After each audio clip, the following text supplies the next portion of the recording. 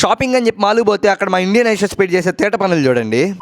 అసలు మ్యాటర్ ఏంటంటే మా ఇండియన్ ఐషో స్పీడ్ గారి బర్త్డే అయితే వస్తుందంట. ఇంకా షాపింగ్ చేద్దామంటే మాల్కి అయితే వచ్చాము. నాకు వీడిని చూసినా వీడు చేసే తేట పనులు చూసినా ఐషో స్పీడే గుర్తొస్తాడు. మీకు అలానే అనిపిస్తే కింద కామెంట్ సెక్షన్ లో కామెంట్ చేయండి. షాపింగ్ చేయడానికి వచ్చినోడు షాపింగ్ చేయకుండా అది తప్ప అన్ని చేశాడు. ఫస్ట్ షాపింగ్ చేద్దాం అని చెప్పి మ్యాక్స్ లో అయితే దూరాడు. ఆడు బొమ్మ కనబడితే బొమ్మతో ఆడుకుంటా ఉన్నాడు. 250 అంటరా కుద్దురా బాబు.